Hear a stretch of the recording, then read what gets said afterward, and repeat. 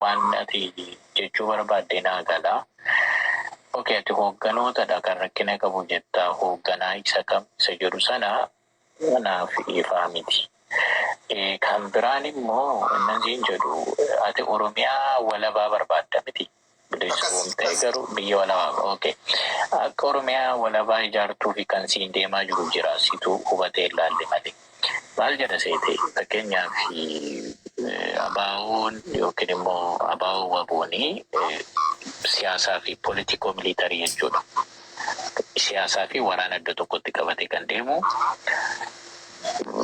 akkati ofii keetiin of waa'ee kee murteessituu fi karaa banaasii ka'aa jechaadha. Ofii keetiin murteessita jechuun maal jechuudha seete. Dhaabni kuni walaba sin godhu. Garuu akkati walaba taatuu fi horsiisaa kee jira akkati ofii kee murteeffattu jechaadha. Ati hin barbaadu Itoophiyaa wajjin hin jiraattu jettee riifereendamii yoo gaggeessite riifereendamii sana yoo darbe biyya mataa kee dhaabbata. Lakki ani biyya kana wajjin hin jiraadha yoo jetta ta'e immoo dhaabni sin dirqisiisu jechaadha. Hubatteerta? Dhaabni akka kanatti socho'u kam hin jiru kan biraan. Abaa'oo waboodha kan waan kana fudhatee deemaa jiru jechuudha. Amma namoonni tokko kuni biyya cabsaa biyya diigaadhu akka kanatti kaa'amee sin jiru barreeffamee sin jiru maanifeestoo isaa keessa jechuudha. Sigaleera seera isaa keessa biyyan diigaa yookiin nan cabseedha otoo hin taane uummatatu murteeffata sana boodaa jedha. Bilisummaan booda sabatu murteeffata ofiisaa riifereendamii gaggeessa. Kun immoo seeruma addunyaa takkana. Ati uummata kee irratti dhiibbaa gootee kana murteessi kana fudhadhu hin jettu. Uummatatu kanan barbaada siin jedhee sitti dhufa malee. Dimokiraatik yoo taate ta'e akkasidha jechuudha. Isa kan akkasitti qabadhu. Inni kan biraan tokko immoo Oromoon Amaara diina jedheeti ilaalaa sadii jette sanatti yeroo jalqabu Amaara wanti jedhamu hin jiru soroora. Amaarri hin jiru yeroon siin jedhu ideoloojii Amaara jedhamutu uumame akkuma amantii jechuudha. Amma amantii kiristaana musliima waaqeffataa budiisimii waan baay'ee jira miti lafa kanaaf amantii hedduu jira. Ideoloojii Amaarummaa jedhamu uumanii malee naannoo Amaaraa keessattuu dhaqxee ilaaltee kemaan dhaga'u jira, shinaashaa jira, gaafaattu jira. Isaan hedduudha. Sigaleera. Isaan kana walitti cafallaqaniiti ideoloojii haaraa uumanii Amaarummaa kennaniif. Amma jara kanaan deebitee dhaqxee amma dhaga'uudhaati, Oromoodhaati, shinaashaadhaati, gaafaati. Tuttiin jettee funyoo ofitti kaa'u malee fudhatani. Of ajjeesu malee jechaadha. Ammoo kan Oromoon balaaleffatu maa inni seete sirna Habashaa balaaleffata Oromoon. Sirna malee uummata. Uummanni uummatadha sigaleera. Uummanni uummatadha. Garuu kanatti jibbuuf balaaleffachuu qabdu sirnadha jechuudha. Fakkeenyaaf ani warra PP wajjin waliin morma. Kana jechuun nama PP ta'ee dhufe tokko namummaa isaa irraa miti kanan jibba qabaatu. Garuu sirna inni jala deemu sana baay'een balaaleffadha jechuudha. Sigaleera. So akka kanadha kanan siin jechuu barbaadu sorooroo yoo na hubattee ta'e hin beeku. Ankanuman jedha. I think Dr. Shaffis dura keenya dhufan fakkaatu. Waan tokko ta'e jedhaati kumsaan tokko carraa jechaadha ariifateera baay'ee dudubbatee baqachuu fakkaata. Yaa jechuun dhugaadha. Hundumaafuu nageenya dursaadha. Yaa muddamulleen yaada kaasuuf dhiphamuun ta'u. Tarii ammoo yaada bilchaataa yoo ta'e eenyullee barachuun barbaachisa malee jarjaruun sabaafis hin ta'u, abbaafis hin ta'u, miidiyaafis hin ta'u. Maybe haala jiruu irra jiranii fi waan jecha wayii jedhanii deemuu kanatu baay'ee jenereeshin keenya kollaapsi godhe beekta. Darbatanii deemuu tokko jira miti. Akkasillee dhiisanii input waan ta'u yoo ta'e laadhuu fi ani itti aansee nan dubbadha. Doctor, kumsa moroda. I think abbaa muudaa natti fakkaata namni kun. Mee dubbadhu boleessoo.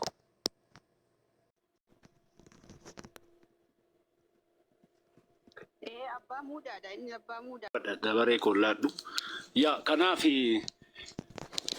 ani beektaa akkuma nooyyee jedhama miti aadaa Oromoo keessaa fi akkasumallee Oromoo literature history keessatti hin beekama. Jaarsa fixaadhaa jette beekta. Dursa jaarsa gabaabaa fixaa'itti.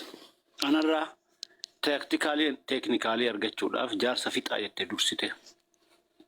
Obbolaan kiyya karaa gaarii irra jira. Conceptuality yookiin ammoo political miscalculationiin hedduun generatiinii bira kan jiru caalaa kan jaarsota bira jirutu political miscalculationii fi provoxy baay'eetu jira. For example, namni amma advance abiyyi ta'ee akka Leencoo Lataa fa'aatu hin dogongorree kaleessa qabsoo keenya keessatti ABO'n dogongorree OPDO'n garasiin yoo Tigreen qabdu nuti garanaa hin qabne ilmaan maalii jechaa turre garuu isaan sirrii turanii jedhe. Still today qabsoo Oromoodha. Parsantii 100 ajjeese har'allee lafa jala kan dabarsaa jiru manguddoo gorsaa sirna kanaa kan ta'an jechaadha baay'inna. Because maaliif hin jaalatamini ani maaf king hin ta'in Oromoo biratti kan jedhuun mufii qabaachuun malu waan biraa Oromoon waa tokko isaan hin goone. Yoo isaan Oromoo miidhan malee Oromoon isaan hin miine. Daldala fedhan daldalachaa turani kaleessa TPLF wajjin. Just waan akkasii kana irraa yoo ba'u generatiiniin kun ammoo provox baay'eetu fuuldura isaa dhaabbatee akka inni naasofne akka inni dhugaa irratti hin dhaabbanne akka wal hin taane kan goosisu keessaa story yookiin struggle story provox gochaa addeebi'anii ammoo dhaloota kan harkaa burjaajessaatiin warreen deeman kanniintu baay'ee dhaloota mana tokko keessa amma nam 5 haati tokko qabaatte Oromoon yaada 5tu jira. Dhugaa Rabbi haadha Oromoo haawwan keenya 100 doofuune 88 haawwan Oromoo 88 jala xiqqaadhaan yaada 3tu mana tokko keessa jira. Kana jechuun wanti argitee biyya Itoophiyaa jedhamtuu fi empire Itoophiyaa jedhamtu kan ijaare feudalismii fi imperialismii walitti yoo dabalamu apartheididha. Apartheid ideologiidhaan Itoophiyaa ijaare misunderstanding fi misconception baay'irraahi ijaaramte Itoophiyaa. Apartheid jechuun apartheid lafti kan isaati, qabeenyi uumamaa kan isaati, seenaan kan isaati, jaynummaa fi injifannoon kan isaati, amantaan kan isaati, lugni kan isaati. Apartheid jechuun akkana. Sirna apartheid kanatu Itoophiyaa ijaare. Apartheid South Africa administrationaan wanni qaba ijaarsa administration yookiin bulchiinsa guutuu ijaarratee biyya san bulchee hanga saree ilma namaa nyaachisuutti ga'ee Ugaandatti, Keenyatti, Suudaanitti, Ijiptitti, Kaashmarii fi Ingiliiz gidduutti, Kaashmarii fi Hindi gidduutti garuu Itoophiyaatti maaliin ijaaramte ideology amantaan laaqamee kan ijaarame amantaa keessatti Salomoonikii fi apartheid amantaa keessi amantaan tan amantaa ishii mootummaa turte. Ortodoksii Itoophiyaa jechuudha. Researchiinis, culture conceptualitynis, spiritual conceptualitynis walumaa galatti duguggaa nama biraa duguguu sanyii biraa waaqachuu dhala namaa fakkeessuu dhabuu fi fakkeenyummaa beelladaa kennaa fi psychological torch gochaa generatiiniin kun akka tokko hin taane mana Oromoo keessa amantaa 4 baachisan jechaadha. Mana haadha tokko keessa amantaa 4 baachisan. Maddi garaagarummaadha to the first one spiritually yookiin amantaadha. Garaagarummaa hawaasa tokko kan aadaa tokko qabu, kan biyya tokko qabu, kan dhiiga tokko qabu, kan maalummaa tokko qabu, kan aadaaf duudhaa tokko qabu, kan luga tokko qabu. Garaagarummaa isaatiif maddi amantaadha. Look, apartheid, religion, spiritually, fi culture fi eenyummaa saba Oromoo jedhamu adda babaasuudhaaf madda dura wal yaagallu. Koziin yookiin ammoo maddi rakkoodhaa ilmaan Oromoo har'a sadarkaa kanatti ciramanii amma wajjin haasa'uuf wal ta'uu dhabu kan nama ajjeesu ka deeggaruuf ka ajjeefamu ka deeggaru miti. Itoophiyaan misunderstandingii gurguddaa sadi apartheidiidhaan laaqamtee ijaaramte. Giriik, Biriiteenii fi Beeljeem. Maddi apartheidii addunyaadha. Kanaaf isaan kamitti ijaaranii Oromoon nama miti. Amantaa isaas fixuu qabdu, kan keessan godhuu qabdu, kan isin sarme keessan makuu qabdu, kan ammoo dhabamsiisuu qabduun kan construction godhe, kan build godhe Biriiteenii fi Giriikii fi Beeljeem. Meeshaa fudhatanii hanga waraana dhufanii waraananii kuush booda Oromoo waraananiiti. Akka reefi jooraan jedhe Amaarri personality yookiin ammoo anthropological personality background yookaan ammoo biological genetics type namooma qabuu miti. Cartoon name yookiin ammoo waan argitee productii tokkorra moggaaftuun waan garaagarummaa qabu miti.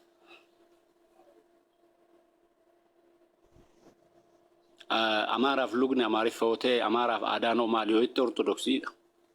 Amaara tokko teessistee hanga akaakayyuttoo gaafatte sanyiin keenyuudha gosti kee maalidha itti ortodoksisi harkaa gala. Bakka Amaara tokko ortodoksii siin jedha.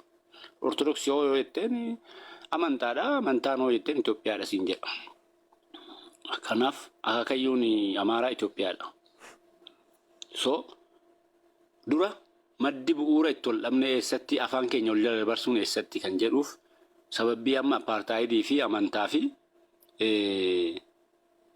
namooma kee fudhachuu dhabu Itoophiyaan asitti qooddeeti ilmaan Oromoodha.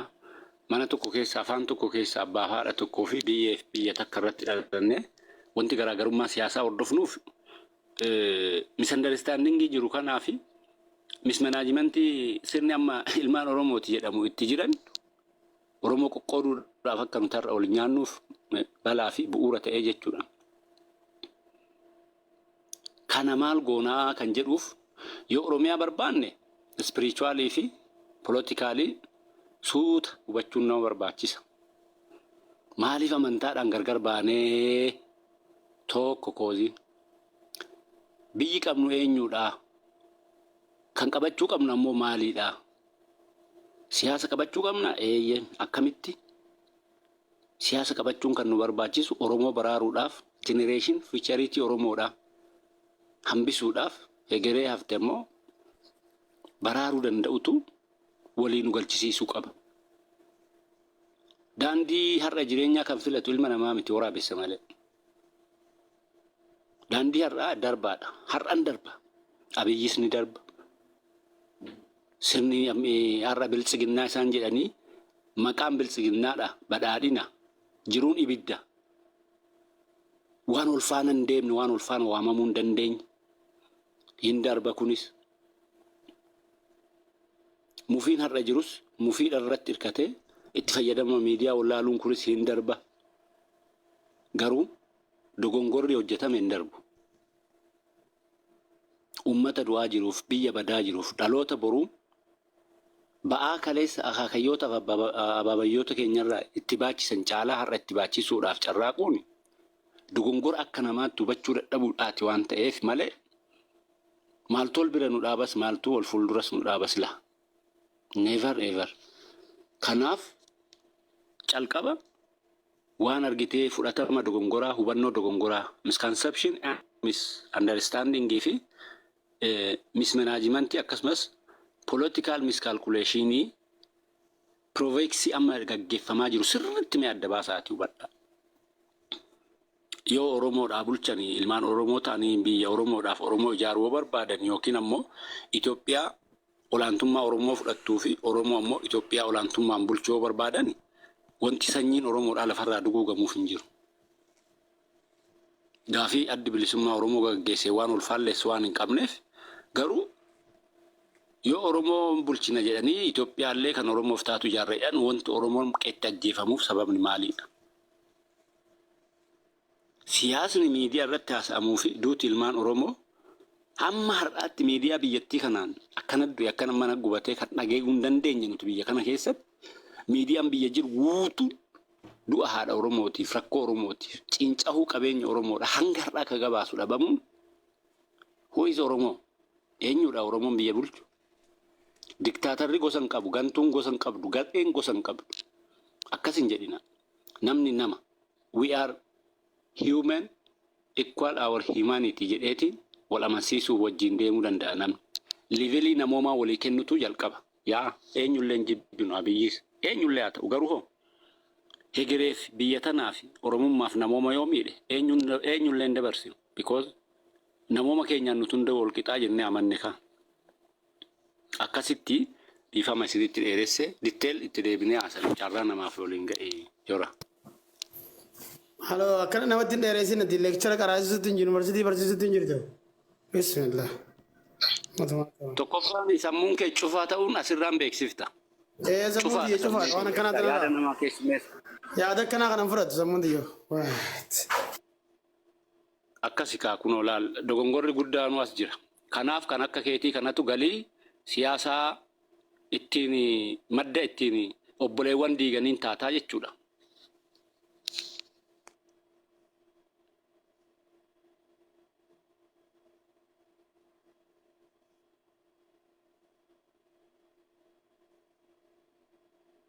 Rawali yohanna tufufa mari. Aha.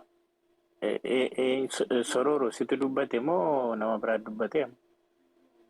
Rawali yohanna je rawali yohanna asal jutu dandabina. Kumsa warga. Isa inni ani argaan turre bari bokumsa maal jettani mee simmo yaada keessan ibsadhaame.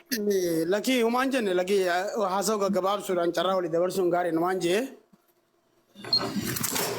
Yooni fi like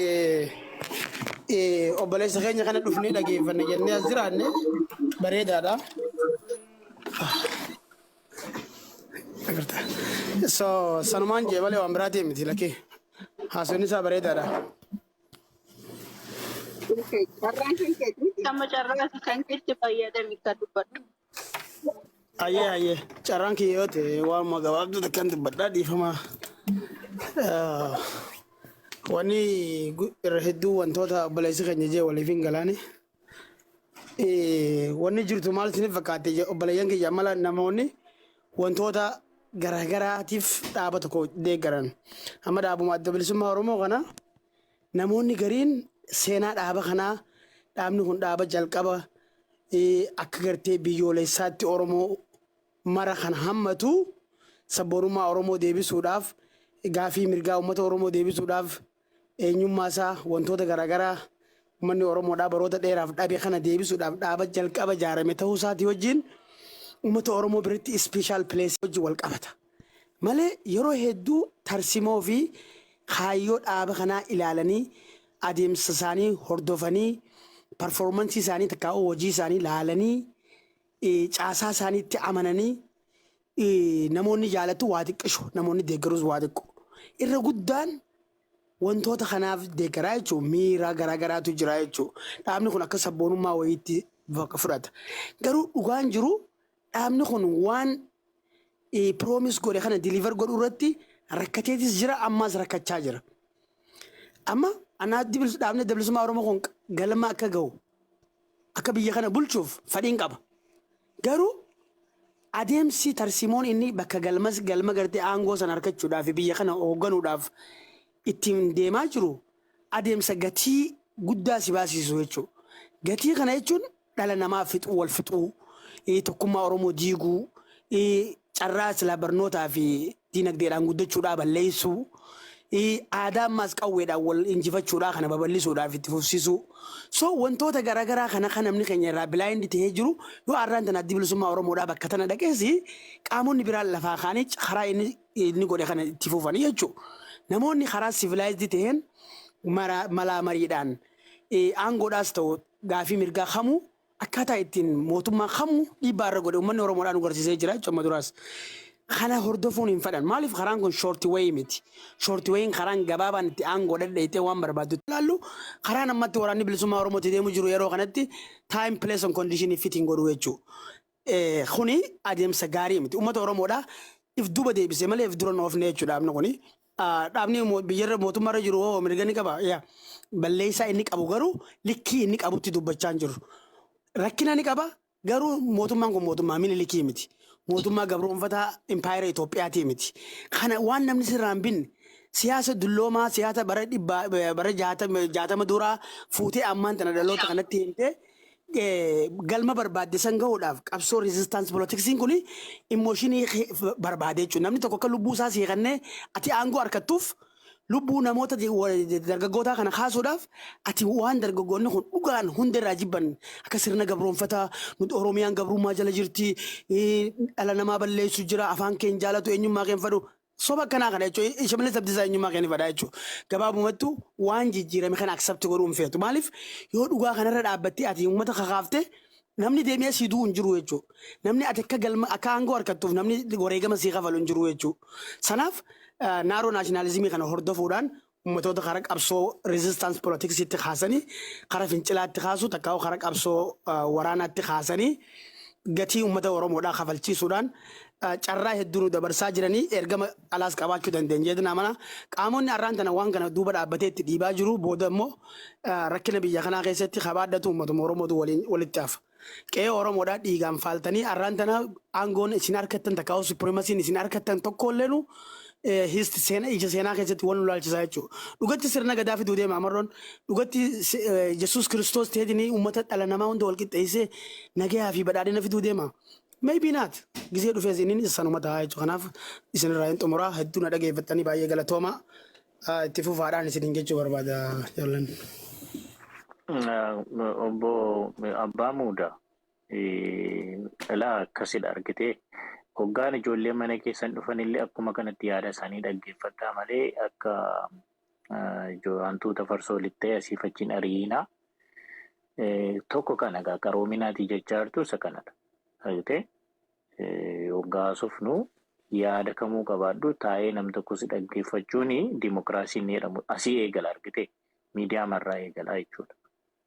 Nam beektu sin beeku bilbila keetiin haasoftaa anis bilbila kootiin haasaa garuu wanta fedhisiin jechuu nan danda'a si abaaruu nan danda'a si arrabsuu nan danda'a piroofaayilii mati kaatte kanarraa ka'ee siitiin akka barbaade siin jechuu nan danda'a garuu aayidiyaa irraa haasa'uun immoo waan biraa argite qaroominaan haasa'uu nati jettu nati akkas ta'u suni akkasi fakkeenyaaf anaan kan na ajaju naamusa dhaabichaati akkan akkasittiin haasa'u jechaadha. Akka nama arrabsuu hin dandeenye nama xiqqeessuu hin dandeenye kan na dhorku naamusa dhaabaati. Maybe ati ijoollee biroo argite ta'aa beekamu garuu waanan sirraa gaafadhu tokkotu jira jechuudha. Sirna minilik miti yoo jette maaliif hoogganaan keessan biyya bulchaa jiru egaa biyya bulchaa jira haa jennu rakkoon qabu siidota mootummoota darbanii sirnoota darbanii sana maallaqa guddaatti dhangalaasee bareechee fidee mana keessa maaliif kaa'e tokko kana jedhi. Lammaffaa aayidiyooloojiin sinerjii yookiin immoo maddamar sanni jedhu ida'amuu jedhu suni maaliif barbaachise? Eenyutu eenyutti ida'ama?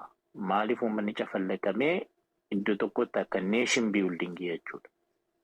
Yaalii sana gaggeessuun biyyoota akka biyya nuti keessa jirru kanaa keessatti baay'ee rakkisaadha. Ta'uus hin danda'u. Siikaleera. Afrikaan kibbaallee afaanota 5 olitu naashinaal laanguweej godhamee itti fayyadamaa jiru.